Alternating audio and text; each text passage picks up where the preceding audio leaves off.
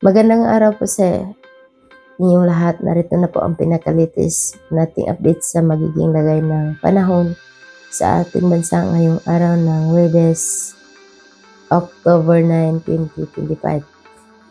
Sa kasalukuyan nga po, ang bagyo ng ating minumonitor sa labas ng ating Philippine Area of Responsibility ay mas lumakas pa, na kung saan ganap na nga itong tropical storm na may lakas ng hangin na umaabot sa 65 km per hour at may pagbugso na umaabot sa 80 km per hour at kumikilos pahilaga sa bilis ng 30 km per hour at kung saan huling namataan sa layong 1,554 km east of extreme northern Luzon.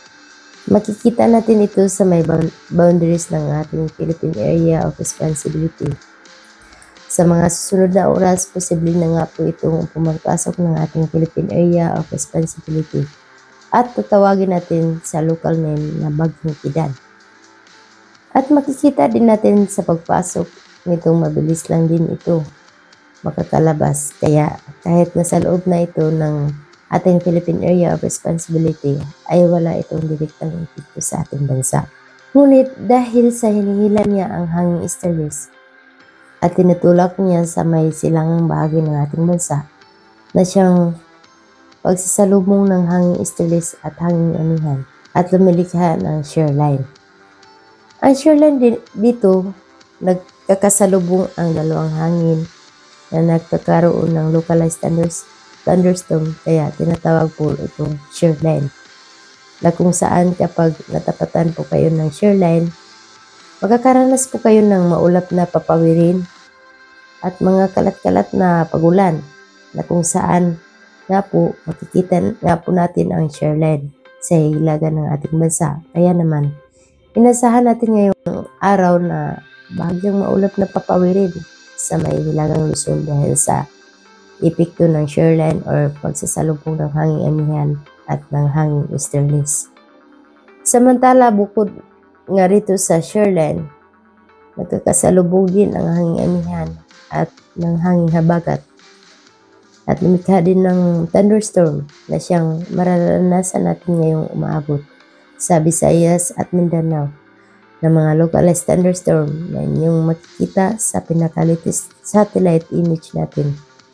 Kung ano nga ba ang tunay na nagdudulot ng localized thunderstorm.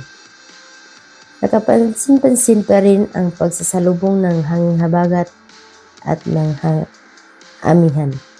Samantala, patuloy pa rin ang pag-iral ng hanging easterlies sa may silangang bahagi ng ating bansa. Ang bagyong halong na ating minomonitor at tuluyan ng lumayo sa ating bansa. At wala na po itong direktang epekto.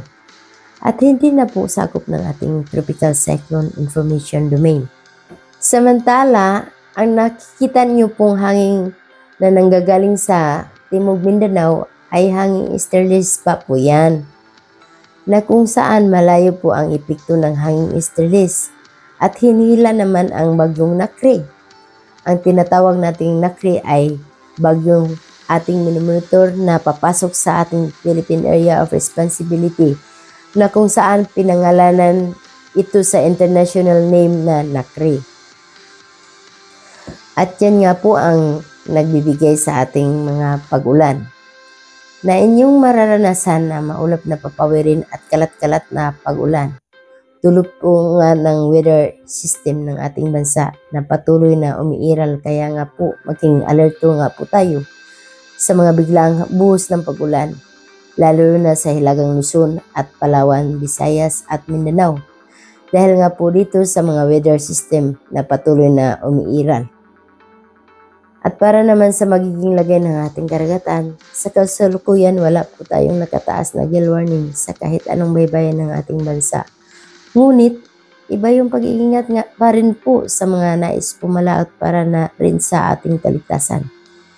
Dahil sa may mga thunderstorm po tayong umiiral sa bansa na siyang bahagyang nagpapataas ng alon sa ating karagatan, na kung saan kapansin pa rin ang pagtaas ng alon sa may hilagang Luzon dahil sa epekto ng thunderstorm ng shear line.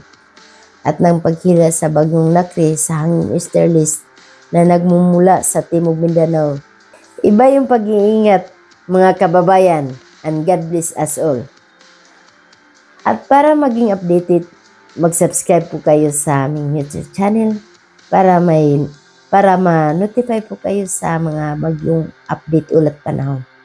Salamat and God bless us all. Bye for now.